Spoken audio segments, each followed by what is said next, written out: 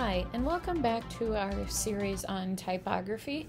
In this video, I'm going to continue working on the website that I've been building in the past in this series, and I'm going to work on some of my headline text. Right now, everything is defaulting to the left.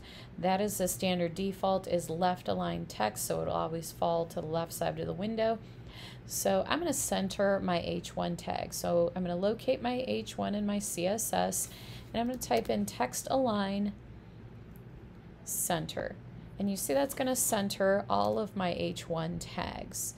So there's various options for your text align property. Like I said, by default, everything is left. If you wanted to be very specific with something, you could say text align left, or if things were centering and you wanted to custom move things to the left, that's an option. You can also do a text align to the right, and that will align everything to the right of the page or its respective container. You can see that the page, this is now going all the way to the side of the page. This is going to go to the end of that article tag because my aside is right there. So that's what right align looks like on a mobile responsive or as a window response. But for this, I want mine to be centered. It doesn't really make sense design-wise to have it right aligned. And then I'm going to do that same thing for my H2. So I'm going to go ahead and copy that text align. I'm going to put it in for my H2 as well. And now you can see that all my headlines, H1s and H2s, are centered. Now let's look at one more text alignment property. So for that, I'm going to do the text align, which is justify, which means that it's going to justify the content left and right. So I went to my article tag because I want it to be on this article where I have this large block of copy because it's easy to see here. And within that, I typed in text align justify, and you can see that that changed from being left aligned, where I had this what is called a rag, where this would be your rag on this right align here, where the end of that line changes and it kind of flows around. Justify means that it's going to justify both on the right and the left, so you're going to get a straight line right and left. That justified text works the best for a newspaper type of look. If you've seen a newspaper, typically their columns of text are justified. It can make what are called rivers or pools within your text, where that would be where, as you can see, as I'm moving this bar out, I'm at different breakpoints, I'll start to get different spaces in between the letters where I may get longer spaces. And if those start lining up, I can start getting what's called a river, where I have a long negative space running through the copy. So always be careful when you're using justified text. It makes more sense, again, if you have type like an article or something that is very text heavy. It gives it a certain look and feel. It can decrease readability because the eye is having to jump. So it's something that is worth testing and seeing if you like that look. But it's not always something you're going to need or want, especially if you have smaller amounts of content. Let's go ahead and look and see what it looks like up here. So I've got my paragraph tag up here. I'm going to go ahead and type that in as text align justify,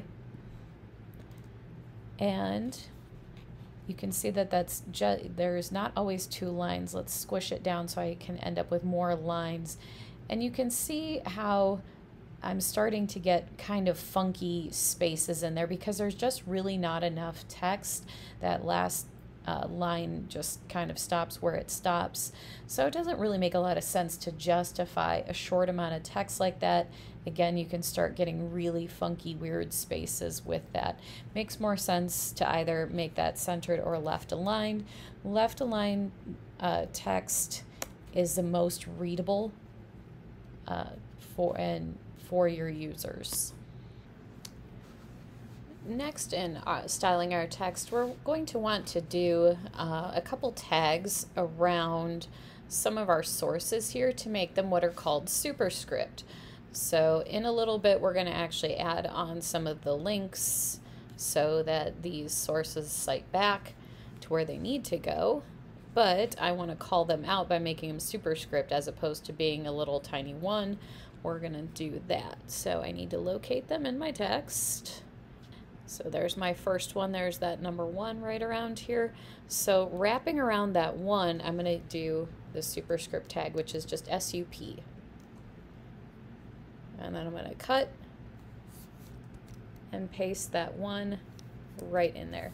And you see the difference that is what's called superscript, where it makes it smaller and shifts the baseline of that text up. While not appropriate here, the kind of the reverse of the superscript is the subscript, which I will put here just to show it, is the tag SUB for subscript. So let's take my 2, cut that, and then paste that in there. And you see how that shifts it, makes it smaller, and then shifts it down. That's called a subscript and a superscript. And the tags for that are SUP for superscript and SUB sub for subscript. So I'm going to quick shift this one to be the P, which is what I actually would like for that. And then I'm going to go ahead and do the rest of these 3 and 4 as superscripts. Now that I've got all of those superscripted, I'm going to put a pause on working on that section. I'm going to scroll up to the top. I want to adjust some of my hours here to read a little bit better. Slide back. Let's find my location and hours here. So I have location and hours. This is technically in Massachusetts. I'm going to put a break tag here, just to separate Monday through Thursday, and then one after Friday and Saturday. I think I would like a break tag there as well. Now I want to adjust these hours. Instead of saying Thursday 11 a.m. to 9 p.m., I'm going to actually put in a dash there. Now what we're going to do is not actually going to be a dash, a hyphen like this. You could simply type in a hyphen, it will show. The correct typography thing to use when you are spanning across dates or times is what is called an N dash. That is spelled EN dash. And so those are for time. It's a longer dash length. So to call a special character within HTML text, you need to first type the ampersand, and then for this one it's going to be an N dash. And you see that that pops up for me, and that put in the correct dash length. You see how that's a little longer than a hyphen. A hyphen would, I'll put one next to it, is short like that. That is the correct dash length. That is the correct typography. So let's do that for also for 11 a.m. to midnight. We're going to type in ampersand and do N dash. And now I have that dash 11 a.m. to midnight. So let's look at a couple other special characters that are commonly used when developing websites. So the next one I'm going to do is going to be, instead of the word and, I'm going to use an ampersand. And what you commonly see is if somebody just types in the ampersand, you notice how this turns red. It is displaying here, but if there is not, it's not necessarily going to always work depending on your fonts. The correct way to do that, because that is considered a special character, is to actually to type in the ampersand and then do AMP, which stands for ampersand. You can see that's giving me the suggestion and the ampersand there. And that is the correct way to use an ampersand whenever you code it. That's the correct code for that special character. Now, even if the font changes, because ampersands are not always the same key character, depending on your font, this will, you're more likely to have it display correctly even if your font doesn't load. So anytime you have an ampersand, you're going to want to have AMP semicolon. So that's a really common one.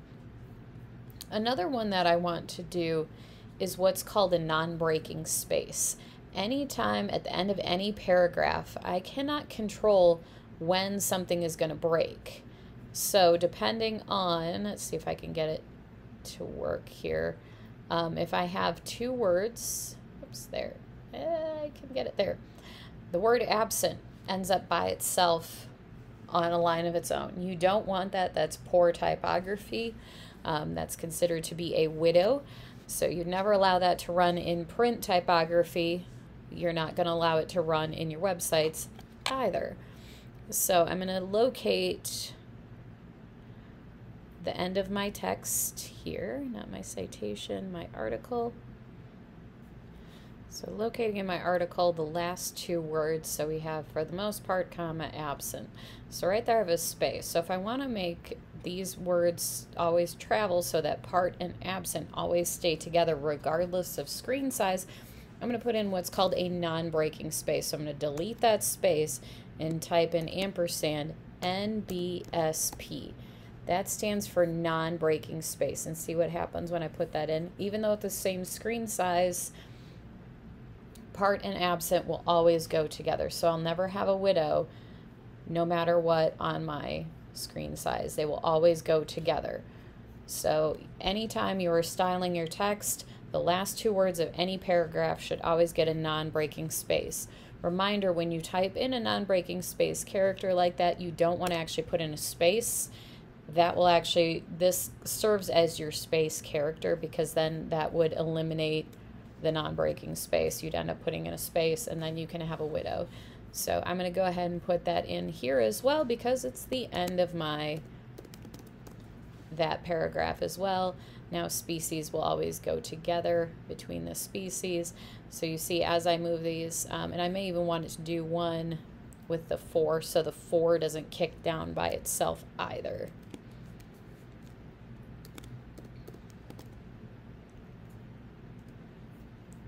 And you can see how that's drawn all of those together. So because I want that 4, that citation to stick to this word, and I don't want it to just be a 4 off on a line all by itself. That's better typography, that reads better, because I can't control the screen size that somebody's going to be viewing my site on. It's these little details that users may not notice, but you can control how your words flow and making sure that they're always looking correctly, and you don't have a small word, or what would be really terrible, this number 4 on a line all by itself and getting lost. So let's do a couple more special characters in your site here. So after my aside, I'm going to put in, but before the end of my body tag, I'm going to go ahead and put in a footer tag. We will look at the footer element in more detail in another video. But inside my footer element, I'm going to go ahead and put in my copyright, which I want to put in as ampersand and then copy, which gives me that copyright symbol. And then I can put in the year 2024, and then I can say Black Goose Restaurant. All rights reserved. So you can see I've got my copyright here. I'm having a problem though. I want my footer to actually be all the way on the bottom, and because this is long and this is short, it's floating up. So I need to actually put a little bit of a clear class on it so that it clears both of these things. So I'm going to scroll up to my CSS here, and I'm going to call out that footer element, and I'm going to say clear both. And that clears both of these elements right here, and now it pushes all the way down. That's where I want my footer to go, not up there. I want it down here. All right, now that that's there and I've cleared everything, I'm going to do a little bit of styling. I'm just going to say text align center. There we go. That looks really nice, kind of looking like a nice footer. I'm just going to put a little padding on top of it just because it's crunching up into the rest of my site. So I'm going to put padding top 15 pixels just to give it a little more space, and that pushes that down. There we go. Just adding a little bit of styling. So I've got my copyright 2024 Black Goose Restaurant, all rights reserved. So let's pretend that this restaurant is a trademark, just so we can add some more of our common special characters here. So I'm going to type in ampersand TRADE for trademark, and that gives me the little registered trademark symbol there. So now I've got a copyright and a registered trademark in there, and that would be great. All those things are really common that you're going to use often for trademarks and for sign-offs.